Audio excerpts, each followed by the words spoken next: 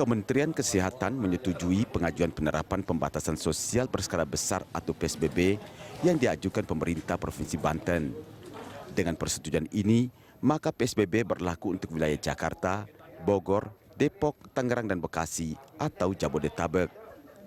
Juru bicara pemerintah untuk penanganan COVID-19, Ahmad Yuryanto menyatakan pihaknya menyetujui pengajuan PSBB untuk wilayah Provinsi Banten yang meliputi wilayah Kota Tangerang, Kabupaten Tangerang, maupun Kota Tangerang Selatan. Yuri berharap dengan penerapan PSBB untuk Provinsi Banten ini akan memudahkan proses integrasi penanganan penyebaran virus corona di wilayah Jabodetabek, terutama dalam pengendalian aspek epidemiologi, termasuk memutus mata rantai penyebaran COVID-19 di wilayah Jabodetabek. Sebelumnya, Menteri Kesehatan telah menyetujui usulan PSBB yang diajukan Pemprov DKI Jakarta dan telah dilaksanakan selama 4 hari terakhir. Selain di DKI Jakarta, Kemenkes juga menyetujui PSBB di wilayah Jawa Barat yang meliputi Kota Depok, Bogor, Bekasi, Kabupaten Bogor, dan Kabupaten Bekasi. Tim Liputan Berita 1 Jakarta. Pemirsa, PSBB berlaku untuk Jabodetabek. Itulah topik Morning Talks kita pagi ini. Dan untuk membahasnya kita telah terhubung dengan juru bicara penanganan COVID-19 Ahmad Yuryanto. Dan kita juga berusaha untuk menghubungi Wali Kota Tangerang Selatan Airin Rahmidiani dan Wali Kota Tangerang Arief Radiono Wismansyah. Dan seperti biasa, Anda juga bisa berpartisipasi dengan menghubungi nomor telepon yang tertera di layar televisi Anda. Saya sapa dulu Pak Yuri. Selamat pagi Pak Yuri. Selamat pagi.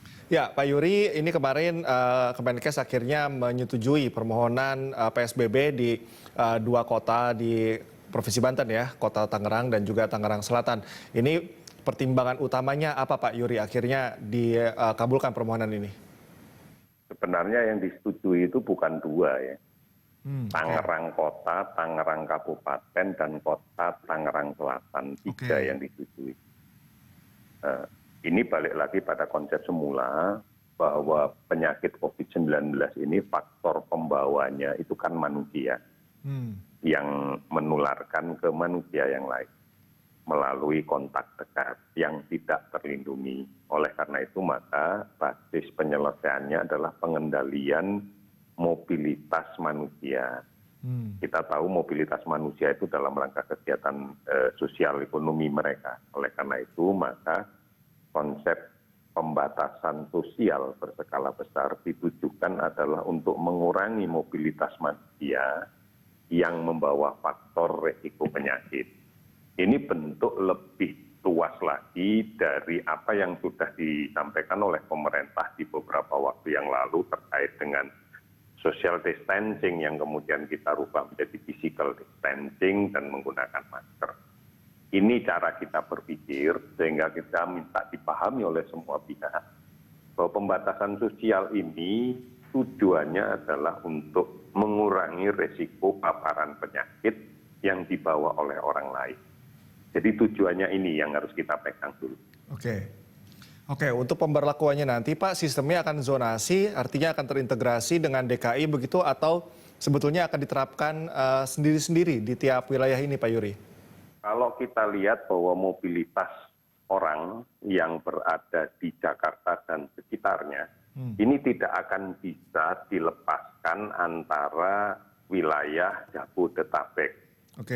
Jadi wilayah Tangerang, Kota Tangerang, Kabupaten Tangerang, kemudian Kota Tangerang Selatan, kemudian yang ke arah Depok, Bogor Kota, Bogor Kabupaten, Bekasi Kota, Bekasi Kabupaten. Ini sebuah sistem yang utuh sehingga di dalam konteks ini maka kita harus menyelesaikan dengan pendekatan klaster epidemiologi. Nah, wilayah-wilayah itulah yang berada di dalam klaster epidemiologi untuk seluruhannya. Oke, ini kalau kita lihat kemarin beberapa waktu yang lalu juga sebetulnya DKI ini sudah diberlakukan terlebih dahulu, Pak Yuri. Ini saya mau tanya dulu evaluasi sampai dengan saat ini pemberlakuan PSBB di DKI seperti apa, Pak Yuri? Ya, kita kan kemudian memutuskan untuk menyetujui, maka secara teknis aturan-aturan pelaksananya akan dibuat oleh kepala daerah masing-masing. Kemarin ada peraturan gubernur. Kemudian kita harapkan dalam waktu tidak terlalu lama juga akan muncul peraturan kota, wali kota, atau bupati pada wilayah-wilayah yang kita setujui. Dan kita minta terintegrasi dalam satu sistem untuk mengendalikan mobilisasi sosial ya. Sekali lagi kita membatasi aktivitas sosial, membatasi pergerakan orang untuk hal-hal yang sangat urgen saja gitu ya, ini yang kita minta.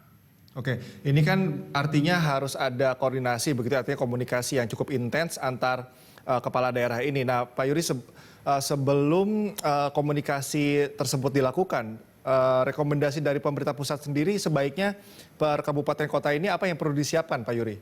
Mereka sudah punya komitmen kok, kan ada forum koordinasi antara Jakarta dengan sekitarnya, itu kan sudah ada. Oke. Dan ini pun juga munculnya dari mereka, bukan kemudian otoritas pusat yang harus mengatur ini, itu.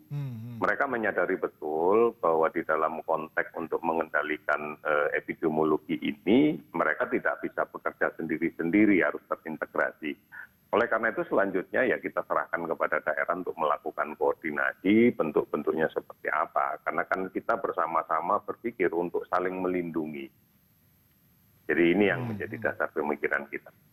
Oke, kita kembali ke di Provinsi Banten. Tadi Pak Yuri mengatakan ada 3 ternyata ya, ada Kota Tangerang, Kabupaten Tangerang, dan Kota Tangerang Selatan. Ini kalau data terakhir bisa dijelaskan Pak untuk pasien positif corona di sana kemudian yang sembuh dan juga meninggal ini berapa persen angkanya Pak?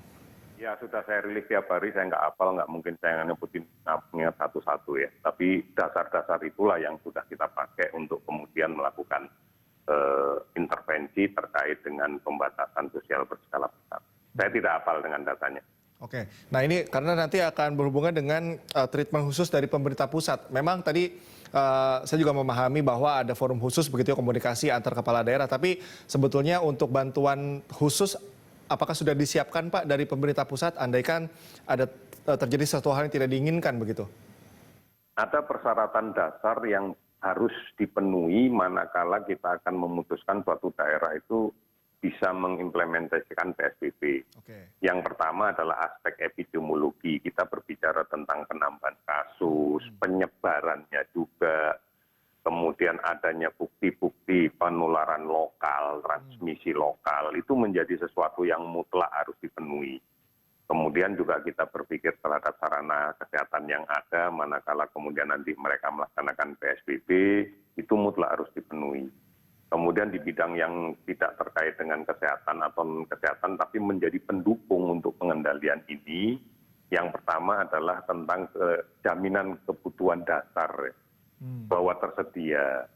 Kemudian yang berikutnya, jejaring pengaman sosial, itu juga sudah disiapkan. Dan yang berikutnya adalah faktor keamanan. Manakala hal-hal ini kemudian terdukung semuanya atau bisa dijamin bahwa itu bisa terlaksana, maka kita akan izinkan suatu wilayah itu untuk mengimplementasikan PSBB. Oke, kalau kita berkaca di Bogor Pak, ini kan ada treatment yang berbeda begitu ya, ada penghususan begitu karena seperti di Kabupaten Bogor misalnya ini berlaku juga seperti karantina karena ini tapi sifatnya parsial karena ada beberapa desa gitu. Untuk di Banten sendiri bagaimana? Karena ada tadi disebut Kabupaten Tangerang begitu Pak Yuri. Ya kita serahkan kepala daerahnya lah, masa harus pusat semua yang ngatur. Artinya tapi situasi seperti ini sudah dikomunikasikan Pak dengan pemerintah pusat? Kalau tidak dikomunikasikan nggak bakalan kita setujui. Tadi mekanismenya kan bottom up ini. Dan tidak kemudian demikian saja kita langsung mengatakan iya atau tidak. Pasti akan ada data, ada diskusi, ada komunikasi untuk meyakinkan kita bahwa daerah tersebut memang mampu melaksanakan. Jadi ini bukan komunikasi kertas yang tidak ada dialog dua arahnya, Mas.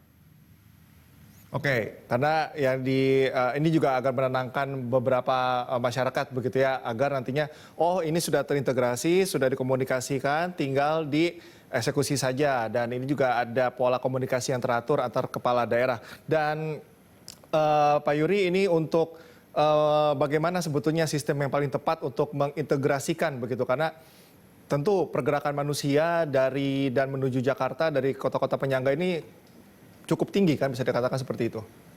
Ya, bukan saya yang menentukan kan. Inilah gunanya ada peran kepala daerah. Kita kemarin kan sudah mendengarkan bagaimana Gubernur Jawa Barat kemudian mengambil pokok-pokok kebijakan terkait dengan yang ada di 5 daerah yang ada di Jawa Barat yang nempel Jakarta. Ya. Saya yakin Gubernur Banten pun juga akan melakukan hal yang sama. Oleh karena itu kan ini bukan masalah ini masalah kita bersama ya. Oleh karena itu berkali-kali Presiden pun mengatakan bahwa koordinasi pusat, daerah, bahkan daerah itu diimplementasikannya terus sampai ke RT RW itu harus dalam satu sistem yang terintegrasi, yang terkolaborasi, dan kemudian ya harus ada koordinasi yang baik. Ya betul, sepakat Pak. Kalau pola kolaborasi itu memang harus sangat kuat. Dan Pak Yuri tetap bersama kami, pemirsa, dialog akan segera kami lanjutkan usai jeda.